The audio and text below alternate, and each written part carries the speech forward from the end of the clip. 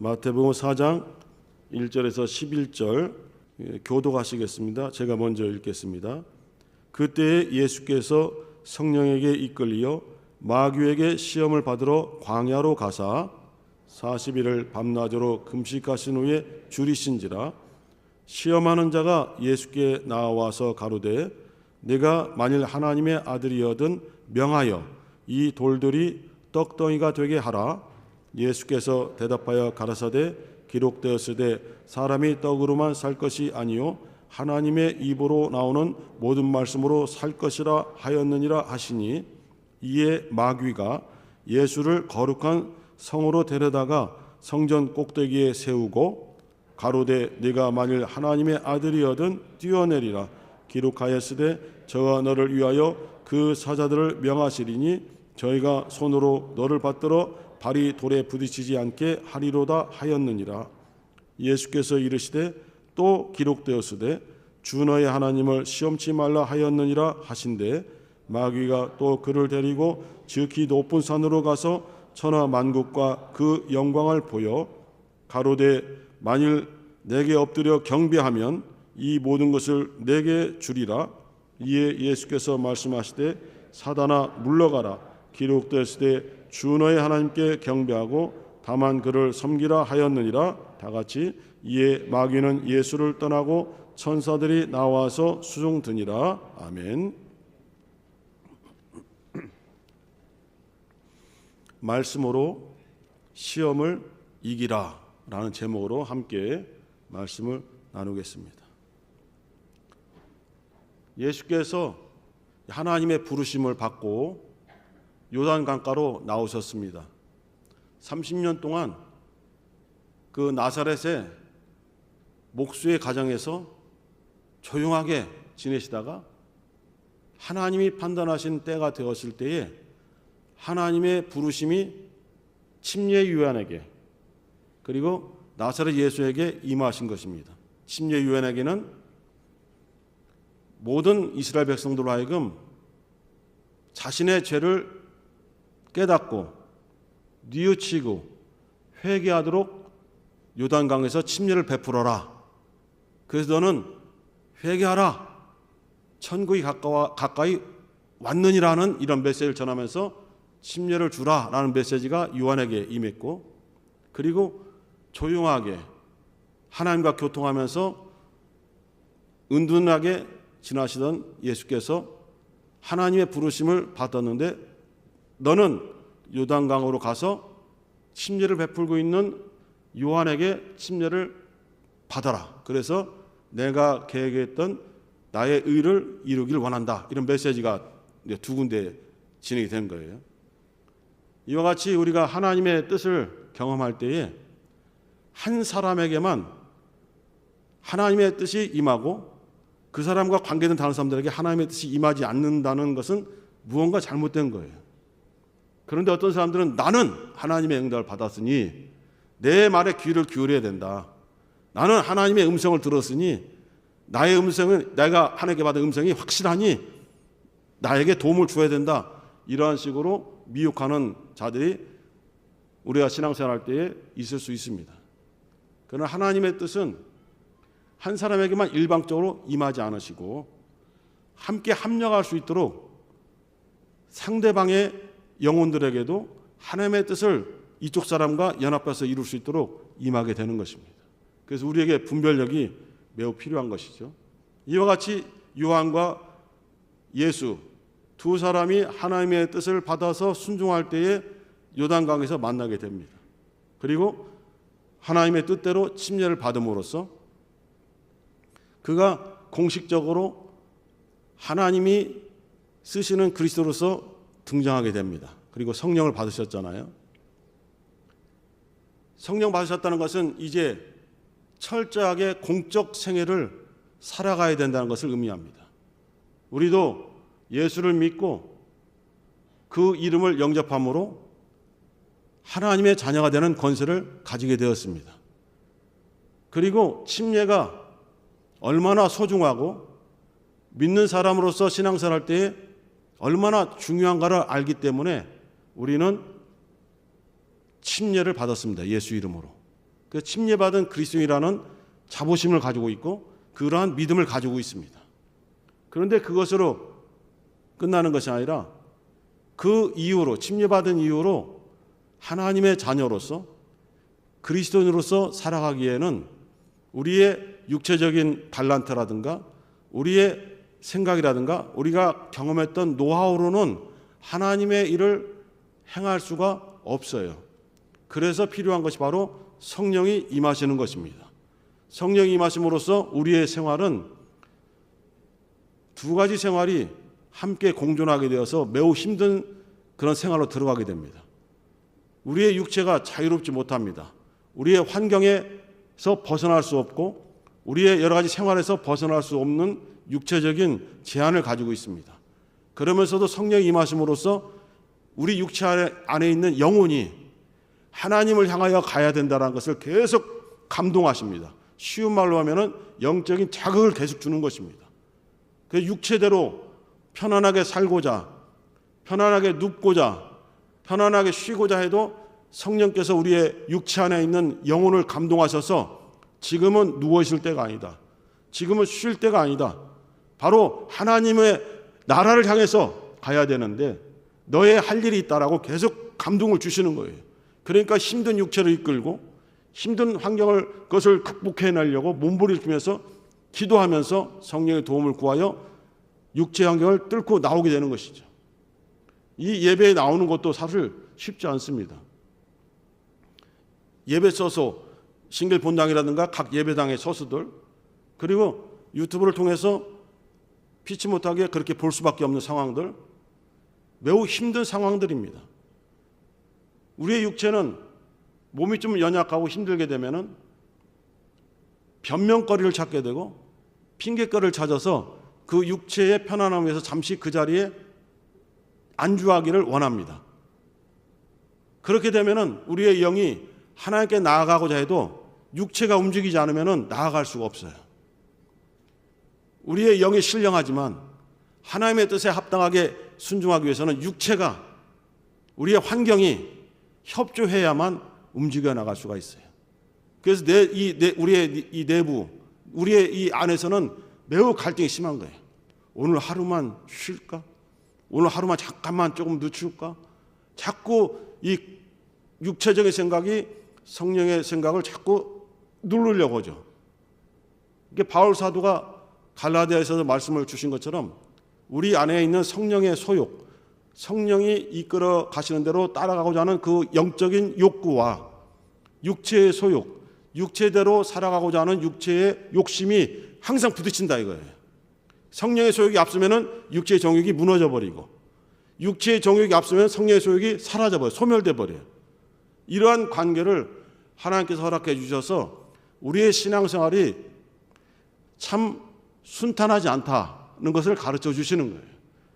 하루하루 매일매일 자기 자신의 육체의 소욕과 싸우지 아니하면은 영적 생활을 하기가 어렵게 하나님께서 그렇게 계획을 하시고 그렇게 진행을 하시는 거예요. 우리는 그것을 잘 모르면은 항상 불평하죠. 하나님이 우리에게 예수를 소개시켜 주시고 예수를 믿게 하셨다면은 좀 편하게 신앙생활을 하게 해 주시지. 기도하면은 바로바로 응답도 주시고 정말 신비한 어떤 체험도 하게 해 주셔서 육체와 환경에 제한받지 않도록 해 주시면 얼마나 좋아 생각할 수 있지만은 하나님께서는 결코 우리에게 한 방향으로 몰아주시지 않는 거예요. 이렇게 예수 그리스도는 하나님의 아들이시지만은 철저하게 인간적인 환경에서 살아오시다가 30살 때에 부름 받은 거예요. 그에게도 우리와 똑같은 육신적인 환경이 있고 이 안에 육체의 소욕이 그를 자꾸 주저앉히는 것이 있어요.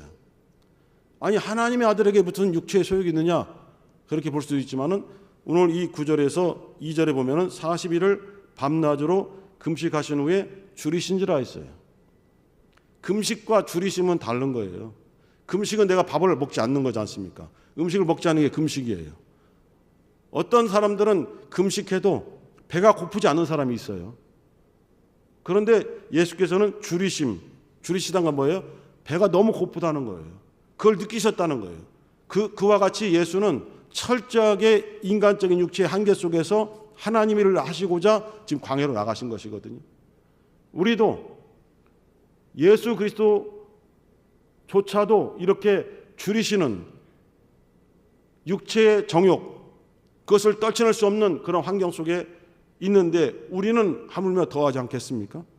우리에게 육체의 그 소욕 때문에 얼마나 우리가 영적 생활하는데 방해를 받고 있는지 우리는 충분히 그것을 알 수가 있습니다. 예수 그리스도는 이렇게 금식하시면서 줄이셨어요.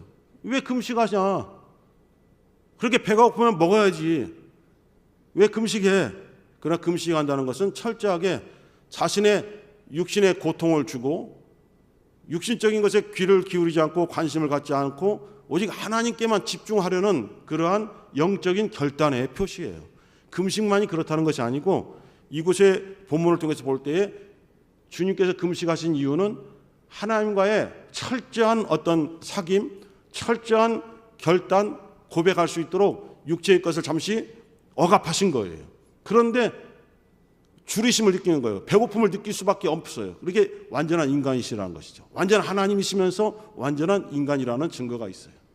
그런데 원수 마귀는 이와 같이 하나님의 아들일지라도 연약한 부분이 있다는 것을 보고 그것을 파고 들어가는 거예요. 그 연약한 부분을 놓치지 않고 어떻게 해서든지 그 연약함을 건드려서 엎드려서 포기하게 만들어야 되겠다. 이것이 마귀의 생각이에요. 마귀는 그런 생각만 해요. 우리에게도 마찬가지입니다. 우리에게도 열심히 있는 믿음을 통해서 기도하고 헌신하고 봉사하고 또 여러 가지 기관에서 여러 가지 예배당에서 열심을 다하지만은 우리의 육체적인 연약함들이 있습니다. 병이 나서 아프기도 하고 부족한 물질 부분도 있고 몸에 연약한 부분도 있고 환경에 어려운 부분들이 있어요. 그러나 우리는 그것을 이겨내고 더욱더 주님을 의지하며 하나님께 열심히 하려는 믿음의 결단을 보이고 있어요. 예수께서 금식함으로써 자신의 영적 결단을 보인 것처럼 우리는 다른 면에서 열심히 하는 봉사를 통해서 열심히 하는 찬양을 통해서 열심히 하는 여러 가지 시스템 속에서 충성함으로써 영적인 결단을 보이지만은 육체적인 연약함도 있다 이거예요. 그것을 원수가 너무 잘 알고 있기 때문에 그것을 걸고 넘어지고자 접근하는 거예요. 오늘 접근하는 것을 보시면은 예수께서 줄이시니까 마귀가 무엇으로 접근해 왔어요? 그 줄이신 연약함을 건드는 거죠. 왜 배고파서 힘들어하느냐? 왜 금식에서 줄이는 경험을 하고 배고파서 힘들어하는 그 모습을 보이느냐? 네가 하나님의 아들이 아니냐? 얼마 전에 바로 침례받고 성령이 임하실 때에 하나님께서 너는 내 사랑하는 아들이라 내 기뻐하는 자라라는 그 선언을 듣지 않았느냐? 하나님께서 하나님의 아들이라고 너를 인정해 주었다. 너 하나님의 아들이 아니냐? 그렇다면 너에게는 엄청난 능력이 있어. 너의 이 줄임을 바로 채울 수 있는 능력이 있지 않아? 내 눈앞에 보이는 땅을 봐. 돌이 많지? 그 돌을 가지고 떡을 만들 수 있는 능력이 하나님의 아들에게는 있는 거야. 당연한 거야. 지금 당장 떡을 만들어서 먹어. 그러면은 이 줄임이 해결될 수 있어. 이렇게 유혹하는 거예요. 그럴듯하지 않습니까? 그럴듯합니다. 그러나 예수께서는 금식하신 이유가 있어요. 이 줄임을 분명히 알면서도 그 연약함 알면서도 금식할 수밖에 없는 이유는 하나님을 만나야 되기 때문이에요.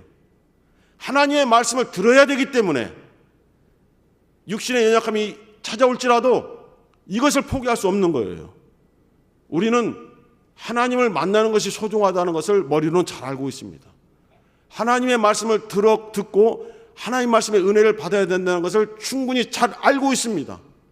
하지만은 이러한 유혹이 올 때에 그래 힘드니까 잠시 이것을 치료하고 잠시 이것을 먹고 잠시 이것을 채운 다음에 하나님께 나가도 될 거야 라는 그 유혹에 거의 다 걸려드는 거예요. 그래서 우리가 신앙생활 할 때에 많은 어려움을 겪게 되는 것이죠.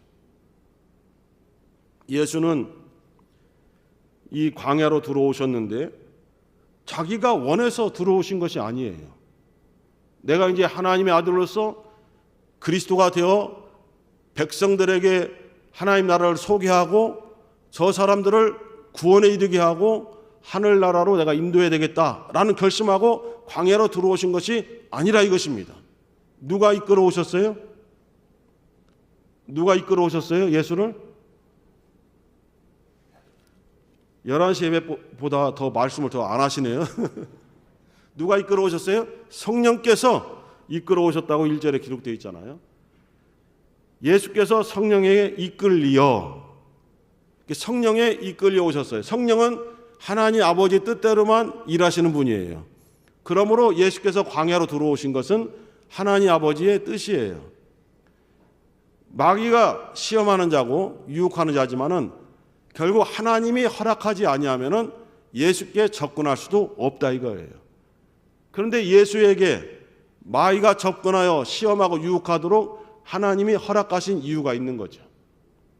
이 시험을 통해서 연약한 육신을 가지고도 그리스도가 되신 예수께서 충분히 사단의 권세를 깨트려 부술 수 있다, 이것을 보여주고 싶으신 거예요. 그리고 또 하나는 장차 예수를 믿는 그리스도인들에게, 우리 믿는 자들에게 예수께서 이러한 시험이 왔을 때에 어떻게 그 시험을 대처하고 어떻게 원수 마귀를 이겨내는지를 우리에게 스스로 몸소 실천해 보여주심으로써 우리로 하여금 그 뒤를 따라서 시험을 이기도록 보여주시기 위함인 거예요. 예수께서 이 들어오신 곳은 광야라는 곳입니다. 광야 너무 잘 알죠? 성경에서 광야는 어떤 의미가 있냐면, 물론 이제 육체적으로 물질적으로는 메마른 곳이고 풀이 풍성하지 않고 어떤 생명력이 없는, 열매를 주지 못하는, 사람이나 짐승들에게 유익이 되지 못하는 그런 잡풀들만 자라고 열매도 맺지 않은 그런 나무들만 조금씩 자라 있는 곳이 황무지, 이 광야예요. 이 광야는 육신을 위해서 도움이 되는 환경이 아닙니다. 육신이 생활하는데 적합한 환경이 아닙니다. 그런데 왜 하나님께서 성령을 통해서 예수를 광야로 이끌어 가셨는가? 그것은 하나님과 예수와의 집중된 교통의 시간을 갖기 위함인 거예요. 이스라엘 백성들이 모세의 인도를 따라서 애굽을 탈출했어요. 엑소더스잖아요. 엑소더스. 탈출했어요. 물론 그 탈출할 때도 쉽게 하지 아니하고 많은 고민과 반항과 불만과 어려움이 있었지만은 그 모든 과정을 잘 극복하고 마지막 장자를 살리기 위해서 어린 양의 피를 좌우 문설주와 임방에 바름으로써 생명을 보호받고 홍해를 가르고 애굽을 탈출하여 들어왔답니다. 광야로 들어왔어요.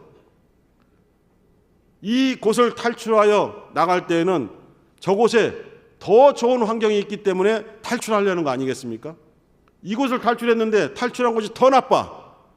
그러면 무엇하러 탈출합니까? 그냥 이곳에 살지. 이게 이스라엘 백성들이 광야에 들어와서 느꼈던 감정이에요. 애굽 땅에 있었으면은 비록 종살이를 할지라도, 노예생활을 할지라도 음식은 먹을 수 있지 않느냐, 물은 마실 수 있지 않느냐, 옷은 입을 수 있지 않느냐.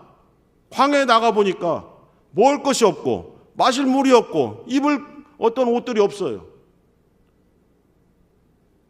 우리를 왜 데리고 나왔는가 하면서 정말로 이 백성들이 모세를 통해서 하나님께 막 반항했거든요.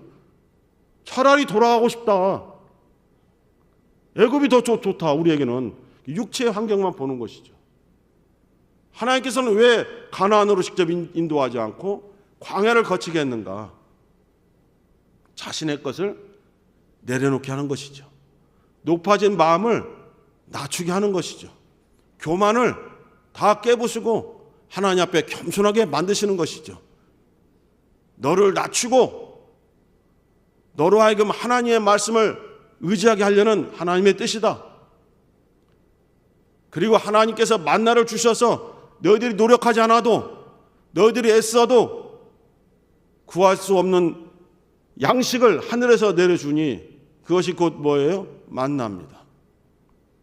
이것을 보여주신 것이 무엇이냐면은 바로 사람이 떡으로만 살 것이 아니라 오직 하나님의 입으로 나오는 모든 말씀으로 살 것이니라. 이것을 너희들에게 체험시켜 주려고, 그러한 믿음을 가지게 하려고 내가 광야로 너희를 이끌어냈다.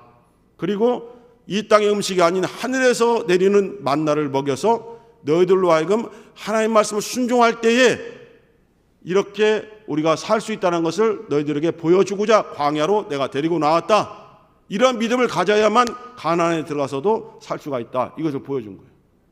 예수께서는 그때 신명기 8장 2절 3절에서 하나님께서 하신 말씀을 그를 딱 받아서 지금 이 시간에 돌을 가지고 떡을 만들어 먹어라 하는 그 원수 마귀의 유혹에 기록되었으되 사람이 떡으로만 살 것이 아니라 하나님의 입으로 나오는 모든 말씀으로 살 것이니라. 이 말씀을 선포하신 거예요.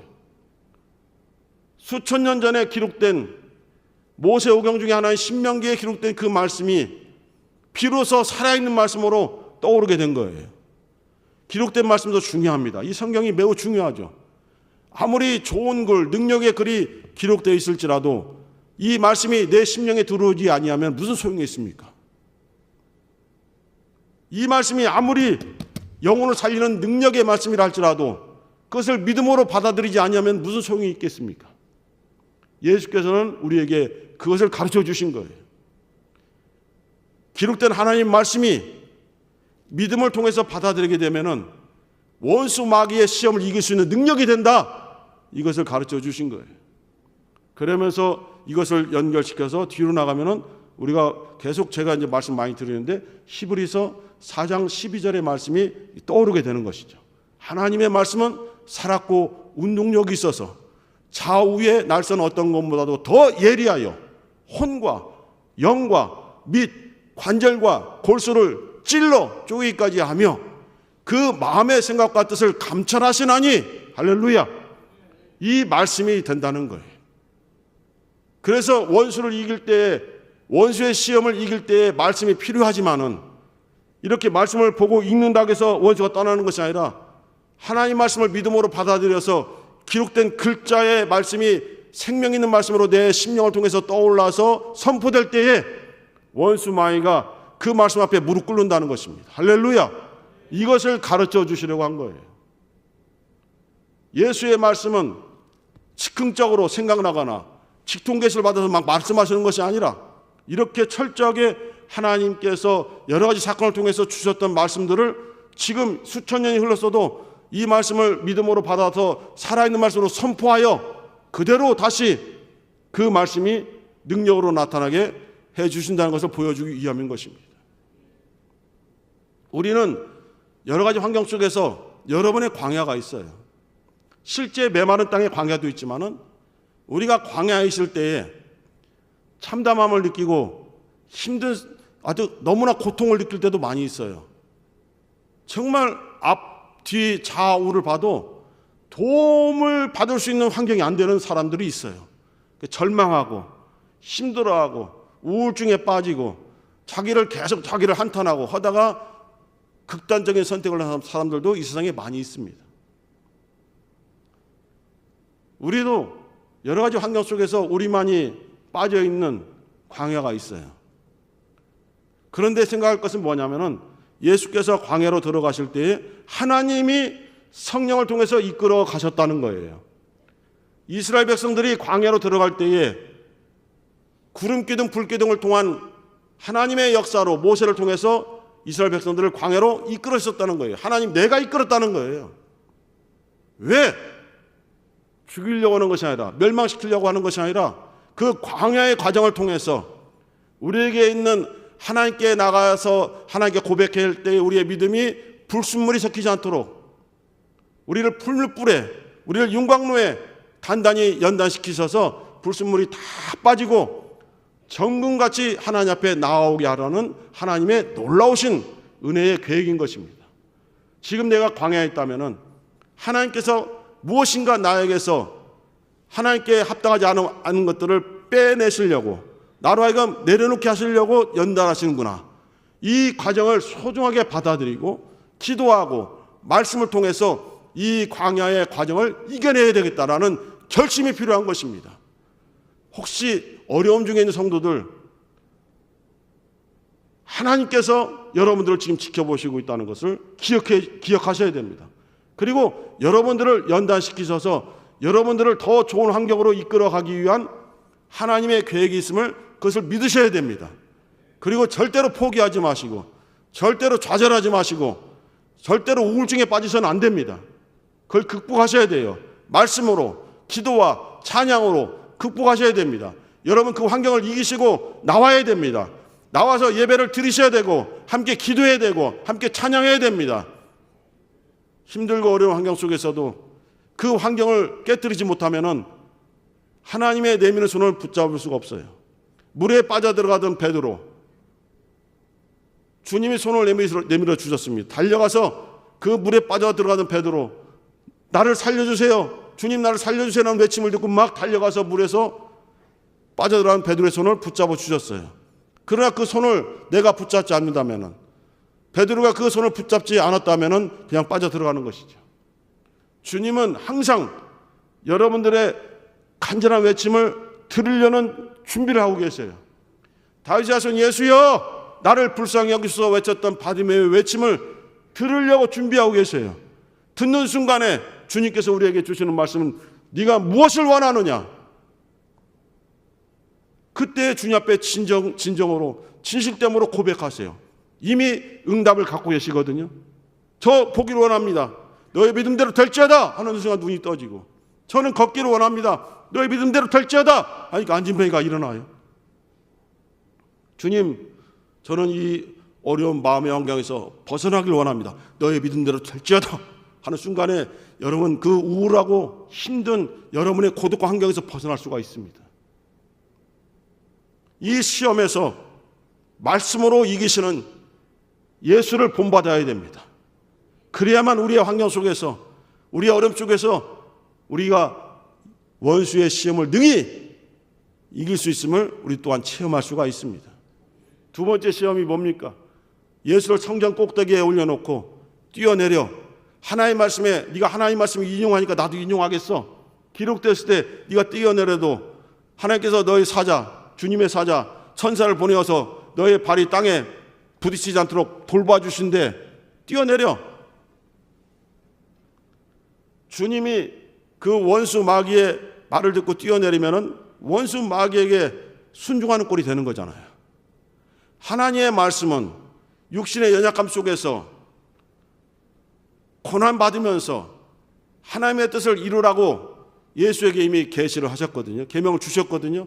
고난을 받으면서 하나님의 뜻을 이루고 인간을 위해서 채찍에 맞고 뺨을 맞고 고통을 당하며 병을 짊어지고 십자가에 못 박혀 죽는 것이 아버지의 뜻이라고 가르쳐 주셨어요. 그런데 원수 마귀는 그럴 필요 없어, 그런 고난을 당할 필요가 없어. 왜? 너는 하나님의 아들이니까 그냥 뛰어내려서 능력을 보여봐. 그럼 사람들이 너를 칭송하고 너를 따르게 될 거야. 너를 정말 인기 있는 어떤 사람처럼 막 너 받들 거야. 그러한 유혹들이 우리에게 오는 거예요. 그러나 예수는 원수 마귀가 인용한 하나님의 말씀이 잘못됐음을 깨닫게 해주시고, 그 말씀 한 절만 딱 꺼내지 말고 이렇게 연결되어 있어. 또 기록되었으되 주 너희 하나님을 시험치 말라 하셨느니라. 하나님은 우리가 시험해야 되는 분이 아닙니다. 우리는 하나님을 시험해서는 안 됩니다. 하나님을 시험한 사람 치고 멸망받지 않은 사람들이 단 한 사람도 없어요. 하나님은 우리가 시험하는 대상이 아니라 믿음의 대상입니다. 섬김의 대상입니다. 하나님은 우리가 예배할 분이십니다. 그러한 하나님을 시험해서는 안 된다는 거예요. 예수는 시험치 말라는 거예요. 예수는 이 땅에 성김을 받으러 오신 것이 아닙니다. 많은 사람을 위하여 자기 목숨을 대속물로 주려고 오신 분이에요. 그리고 그 사람들을 섬기러 오셨다고 마태복음 20장 28절에서 말씀하셨어요. 철저하게 섬기는 생활, 철저하게 고난받는 생활, 철저하게 자기를 낮추는 생활, 바로 그것이 예수 그리스도의 공생의 길인 것입니다. 원수 마귀가 천하 만국을 보여주면서 이 세상 영광이 부럽지 않으냐, 나는 이것을 너에게 줄 수 있어, 나에게 경배하면, 나를 섬기면, 나에게 절을 하면 이것을 줄 수가 있어. 천만에요. 하나님의 허락지 아니면 어떤 것도 소유할 수 없습니다. 욥의 가정을 아시죠? 엄청나게 부유한 가정이었습니다. 그러나 그 가정에 사단의 시험이 닥쳤고 사단의 계획이, 악한 계획이 그 가정에 임할 때 다 무너져 버렸어요. 물론 그 사단의 시험도 하나님이 허락하신 거예요. 철저하게 욥을 시험해 보라고 하나님께서 허락해 주신 거예요. 하나님이 허락지 아니하면은 하나님의 사랑하는 자녀들을 털끝 하나도 건들 수 없는 거예요. 그런데 내게 시험이 오는 것은 하나님께서 나를 연단시키려고, 더 좋은 것을 주시려고 지금 연단시키는 것이니 그렇게 받으시고 기쁨으로 인내하여 이 시험을 이기라 라고 야고보서 1장 2절로 4절까지 말씀을 주고 있습니다. 너희가 시험을 당할 때 온전히 기쁘게 여겨라. 왜 기쁘게 여겨요? 하나님께서 연단하시니까, 하나님께서 더 좋은 것을 주시려는 계획이니까 기쁘게 여기라는 거예요. 인내하라는 거예요. 참으라는 거예요. 이해되지 않지만은, 하나님의 말씀은 늘 들어도 이해가 되지 않고 상식적으로 맞지 않지만은 우리에게 무엇을 원하시냐면은 믿으라는 거예요. 참 어려운 것이죠. 믿으라는 거예요. 예수께서 부활하셨을 때에도 도마는 믿지 못하고 내가 직접 만져봐야만, 부활하신 주님의 그 손을 만져봐야만, 못자국과 창자국을 내가 보고 만져봐야만 내가 믿겠다 라고 주장했어요. 12제자 중에, 그 12사도 중에 한 사람이, 사도가 그런 믿음을 가졌어요.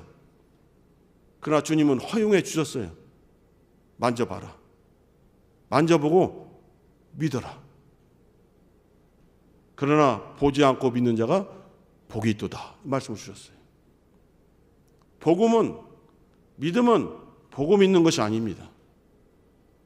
들음으로 믿음이 생기는 것입니다. 믿음은 들음에서 나고 들음은 그리스도의 말씀으로 말미암느니라. 주님의 말씀을 듣고 믿으면은 그것이 바로 믿음이에요. 상식을 가지고, 과학을 가지고, 학문을 가지고 그걸 반박해요? 하나님의 말씀은 이 세상의 틀에 갇혀 있지 않는 거예요. 예수께서 기록되었으되 주 너희 하나님께만 경배하고 그를 섬기라 하셨느니라. 그리고 말씀하기를 사단아 물러가라 명하셨어요. 베드로가 예수께서 나는 죽어야 되겠다라고 말씀을 주셨을 때 죽지 마세요, 제가 보호하겠나이다 할 때 똑같이 혼났어요. 사단아 물러가라. 너는 사람의 생각으로, 사람의 말로, 사람의 일로 하나님의 일을 무너뜨리게 하는 자로다. 우리에게 어려운 시험을 당할 때에 우리 성도 여러분, 이렇게 큰 시험이 아니어도 각각 생활 속에서 당하는 시험들이 있습니다. 그 시험을 당할 때마다 무엇을 가지고 이겨내야 되느냐? 말씀으로, 진리의 말씀으로 이겨내야 됩니다. 기도함으로써 이겨내야 됩니다. 하나님을 믿음으로써 이겨내야 됩니다. 할렐루야. 말씀으로 시험을 이기시고, 믿음으로써 시험을 이기시고, 기도로써 시험을 이기는 우리 사랑하는 모든 개혁 성도가 되시기를 예수의 이름으로 축원합니다. 함께 이 시간 기도할 때에 우리 모두 시험 당할 때에 말씀으로 이기게 도와주옵소서. 우리 주님 예수께서 말씀으로 시험을 이기신 것처럼 우리 또한 말씀으로 시험을 이기게 도와주옵소서. 주여 한번 부르시고 기도하겠습니다. 주여.